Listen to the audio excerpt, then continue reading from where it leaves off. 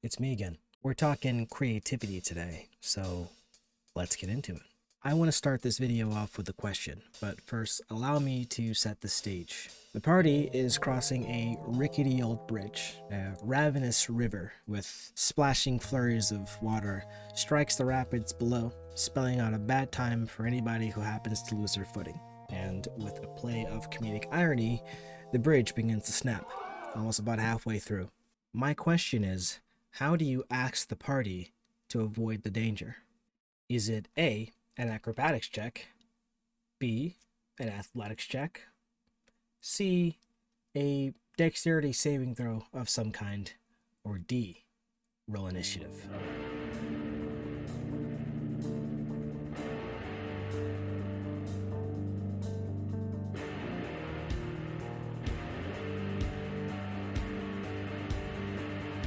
All of these options suck.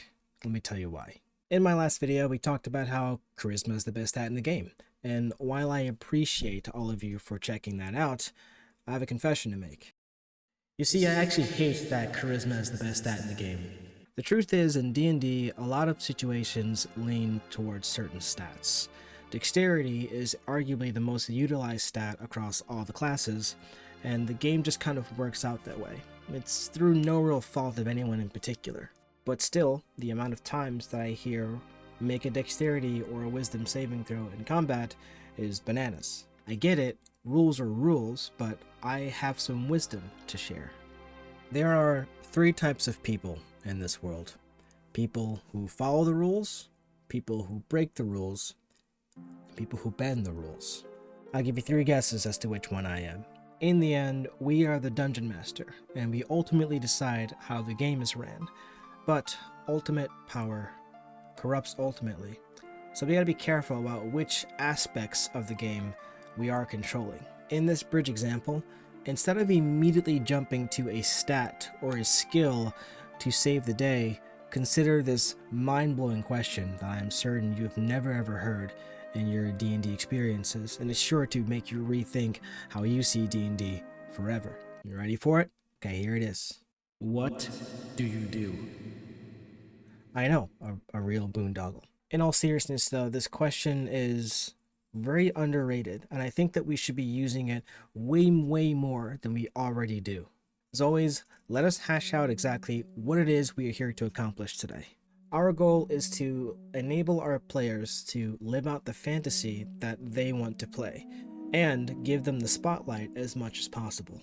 And we are also trying to figure out which of these three gamers is the best gamer. When we play D&D, we are all on this journey for the cool factor. We want to be sick, dare I say, radical.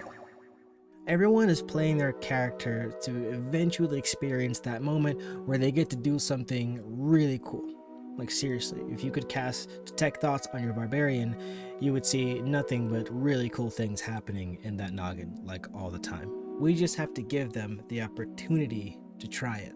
Wouldn't it be cool if instead of simply making an athletics check to just run and jump to safety, the party barbarian decided to grab both of the planks on the bridge and hold them together with their brute strength so the party can cross safely? That's some sick shit.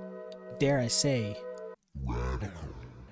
And now, even if they fail whatever you decide to make them roll, there's this epic scenario where a bad decision or a bad situation has gotten worse, and the party now has to worry about not only saving themselves, but saving the unlucky Bunga Brain from an imminent disaster. Hold on. Let's talk about failures. If we are trying to secure the rule of cool here, then we need to make sure that we describe failures in a very particular way. There is nothing that takes the wind out of your sails like the DM describing your character making a world-ending blooper on a task that the character was supposed to be good at.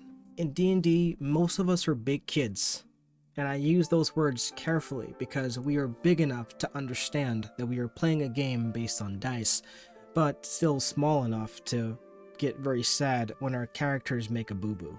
So an easy fix for this is when describing a failure on any given skill check or even attack rolls or anything like that, you make sure to blame something other than the character for the failure. So now, when the barbarian decides to Spider-Man the bridge and fails, describe to them that the bridge is so rickety that the planks begin to give underneath the extreme strength of the barbarian. And now, the good idea only failed because somebody had their hammer on backwards when they were making this thing, and not because the barbarian failed to be athletic. We could go down the list with the entire party with this sort of thing. Maybe the wizard decided to cast an ice spell to freeze the bridge in place and stop the bridge from breaking further. And you can make them roll a d20 just to check if things go their way or not, and then you can describe to them that on a failure, the bridge starts breaking in other random places, and the ice just merely bought them time, maybe advantage on their next couple of checks, but they still need to haul cheeks to make it to safety. The party rogue could... Actually, I don't know what the rogue could do. But therein lies my other point. You see, the DM doesn't need to know the solution for everything, nor should they be assuming them. Your players will use their creativity to solve whatever problem you give them. You just have to allow or deny their attempts through careful explanation. When you encounter an obstacle in real life, the obstacle itself doesn't start to present solutions to you on how to solve it. A disembodied voice doesn't come out of nowhere and ask you to jump over the puddle. Once you see the puddle, you immediately start rerouting a way to overcome it. You are the one that decides how you pass through that obstacle, and we as dungeon masters need to mimic this. Remember this ultimate rule. It's that the dungeon master doesn't know what the solution is, for there are an infinite number of them. Never design an encounter or a dungeon with only one way out or through. You don't need to know the purpose of every item that lies in your scene. Sometimes you just gotta toss stuff into the pot to see how they taste. It's a fun time for everyone when someone finds a very practical use for a very mundane item. They are the ones designing the way forward. You just have to give them endless opportunities and interpret their fantasy. Earlier, I asked you a question, and I told you that all the answers for said question sucked and that they were bad. My question is, how do you ask the party to avoid the danger? I know, a real boondoggle. But the real boondoggle is that the question itself sucked. My question was limited, and it forced you to pick a bad option because it strangled your creativity. The truth is, D&D is not a multiple choice question. It is more like a conversation, and you are simply trying to understand the story that your players are trying to tell with you and translate them into D&D mechanics. There is this idea that railroading is bad, and I will get into this more in another video, but I'm here to say that that is a very loaded statement because it is half true and half false. You see, I believe there are two main types of railroading. There is narrative railroading, and then there is decision railroading. Narrative railroading is good, but decision railroading is bad. If you are someone who likes to steer your players in the direction of the content you've prepared and keep them on track of the story that is being told, I would generally say you're a good DM. Proud of you, good job. But if you are a DM who only allows your players to use the solution that you've come up with in any given encounter, I would say bad DM, shameful DM. The perfect balance is finding a challenging experience, but still keeping all of the solutions open-ended to interpret exactly what it is your players want to do to proceed forward. Interpret their fantasy and incorporate it into your D&D world. The dialogue that we use is not the only thing that can stifle a player's creativity. I've had plenty of players, new and old, tell me that they know exactly what they want to do, but they are unsure how to articulate it within the constraints of the game's rule set. I hear it so many times, and so many times I tell them, just say what you want to do anyway, and it is my job to interpret that into D&D land. That's really important. There are a ton of players who get decision paralysis, not because they have too many options, but because they are unsure how to translate their D&D sheet into their fantasy. And when the rules eventually constrict their creativity, you can watch them visibly deflate. I specifically use the word constrict here because it doesn't outright cancel their creativity, but you can see that there was a greater story that they wanted to tell. And it didn't happen because of a bad roll, but because the DM and the game were not on the same page as the player. But what these players don't understand is that communication needs to happen the other way around. You, the dungeon master, are supposed to translate their fantasy into their character sheet. When I'm playing with new players, we have this atmosphere where the D&D character sheet is almost secondary to the experience, sometimes even tertiary. What happens is when the DM automatically asks for a skill check or a saving throw before finding out what the player wants to do first, we are railroading their creativity in the bad way.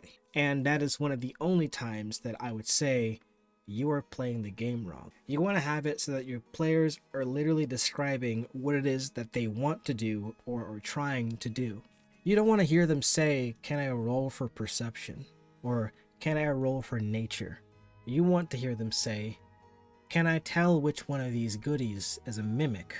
Or, "I'm gonna walk up and sneak behind that guy." To which you can reply with, "Okay, make an investigations check or make a stealth check." And that's a big deal right there. The language that we use.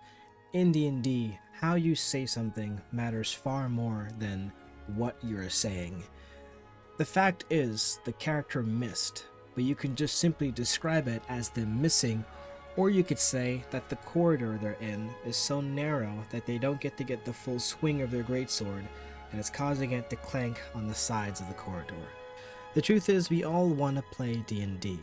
We are fully aware that it's a game, but we don't want to be constantly reminded that it's a game. D&D players are perfectly fine with rules existing as they do, they just don't like to be reminded of the rules, especially in the face of their epic moment. Just remember that how you describe something can go a long way in your adventures. I almost try and train my players to not even say the skill names. They are leading with their action, and it is me that translates that action into the skill name. It's very basic, but if you practice this, your players will begin to start stretching the rules of what they can and can't do within your game.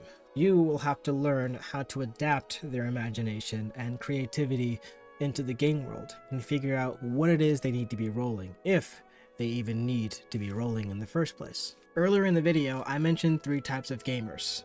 And since I gave you 3 guesses as to which one that I would be, you should have gotten the answer correct. Maybe, because the right answer wasn't either of the 3 listed, but all of them together. The best DM knows when to follow the rules, break the rules, and bend the rules. Keep on being creative, and I will catch you in the next one. Later.